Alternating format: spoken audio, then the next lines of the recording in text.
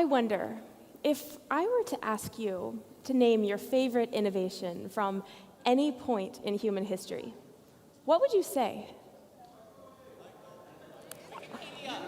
Whoa, that's a lot of them. Okay, let's have everyone say it together. So I'm going to count to 3, and then I want you guys to yell out your favorite innovation. You can name multiple ones if there's a tiebreaker. So are you guys ready? Okay, 1, 2, 3. Internet. Woo! All right.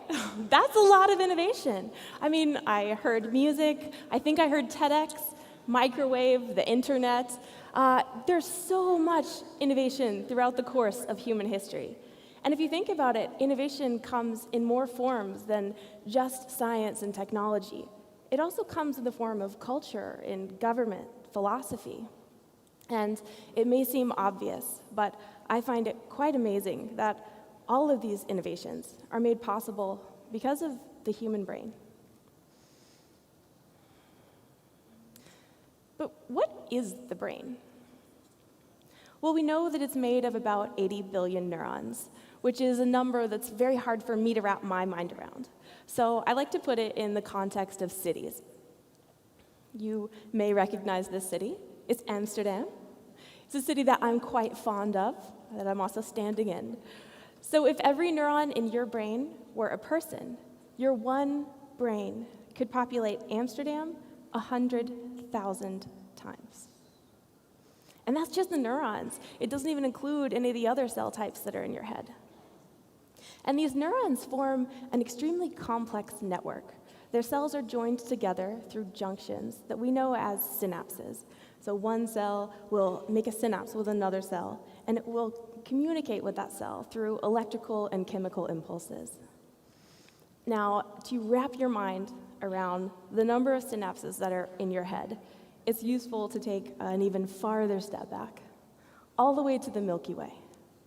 So this is the galaxy that we call home. Earth is in it. Our sun is in it.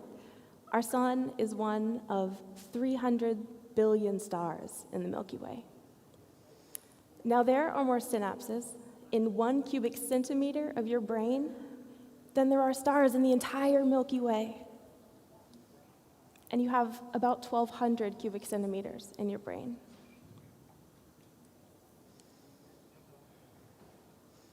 It's pretty complex. And the reason that we're interested in studying these synapses and understanding what's going on in the brain is that in order to understand how our brains make us who we are, we need to map the networks of cells that are in the brain, and we need to integrate functional activity maps into those networks. So I work at Sebastian Sung's Computational Neuroscience Lab at MIT, and we are specifically focused on reconstructing synaptic-level neural networks in the brain. So this is one individual synapse. The way that we actually discover these synapses is by taking a volume of brain, and then we image all the way through it. This allows us to see the individual neuron branches that have grown through that volume of brain, so we can reconstruct the branches in full 3D, and we can fit the branches together into entire cells. Then we fit those cells together into networks, and this allows us to understand the cellular level circuitry that's responsible for information processing in the brain. Now, up until a couple years ago, it took thousands of hours to reconstruct one neuron. Now, being a computational neuroscience lab, the amazing team created some software that brought that reconstruction time down to about 50 hours per cell, which is a huge improvement over thousands. But, 50 hours per cell, 80 billion cells in the brain. We calculated, actually, how long that would be. And so, because we're MIT, right? So if you had a team of 100 people, and they were working 24/7 with today's technology, it would take about 500,000 years to map one brain. What? Right? Humans, Homo sapiens, didn't even exist 500,000 years ago. We were like Homo heidelbergensis, and we were just figuring out how to make spears. So no, we had to really think differently. If we want to answer fundamental questions about the brain, about how this amazing organ results in an individual, and all these individuals, and people who can think and feel and learn and laugh and love. We really had to think outside the box. And so when looking for inspiration, we turned to these guys. Angry Birds, right? Viral online games. People spend about 3 billion hours every week playing online games. And so we thought, well, hey, what if we could turn our lab software into a game and make it so that anyone, anywhere could play? So that's exactly what we did. We created EyeWire. It's a game to map the brain.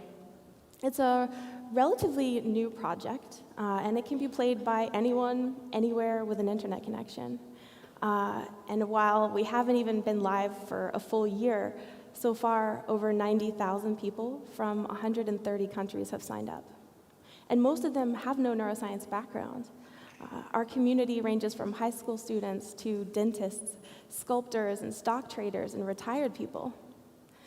Now, I know you guys are your TEDsters, and you like to see ideas, so rather than just tell you about the game, I would like to actually show you.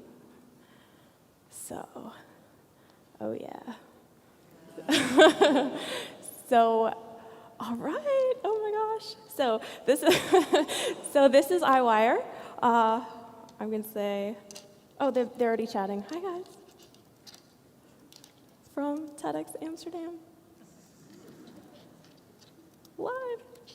So this has actually been running for the whole session, so there's a lot of chat. So there's 50 people who are online actually right now, and they're saying hello. So yeah, Rinda, hey Rinda Ashmore. Ashley is a 21-year-old history major in Belgium, and she is our top scoring player of all time. We spend a lot of time interacting with the players in chat. This thing that you see rotating in the background is actually a neuron. It's one of many cells that have been reconstructed by our players. So I can sort of zoom in and show you some of the branches. We're on Wi-Fi, so I'm not going to actually play the game, but this will give you guys incentive to actually sign up and join to be a part of our lab. Oh, Inchem. Oh, there's a bot in the game. If any of the players are watching the live stream, please invoke the bot. So anyway, we told them that we're going to be at TEDxAmsterdam.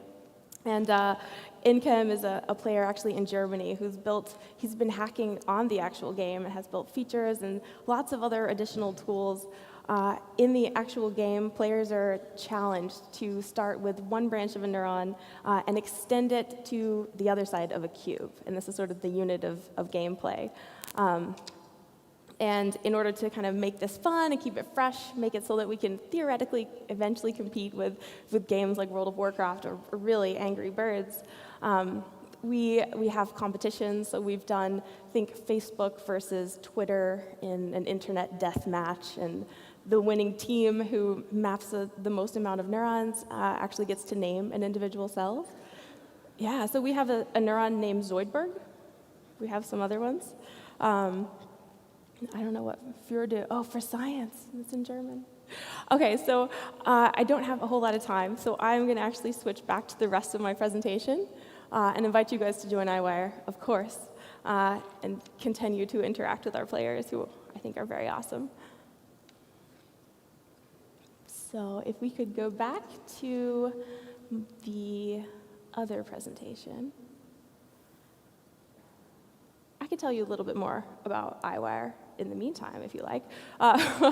So okay, here we go. Yeah, and so EyeWire is actually the first of what will be many games that will open up the opportunity to take a front row seat in making new discoveries about the brain to anyone with an internet connection. And these are some of the neurons that our players have discovered. It's amazing if you think about when we live in history.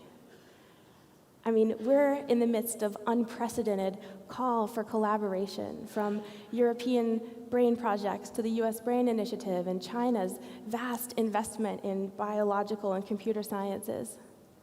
And in order to achieve the revolutions that we need in neuroscience, in order to really understand how we are, who we need an influx of statisticians, mathematicians, we need designers, and we need hackers to come into the field of neuroscience and really disrupt the way that we're approaching science. And we need young people who have a curiosity about the brain to pursue fields in neuroscience.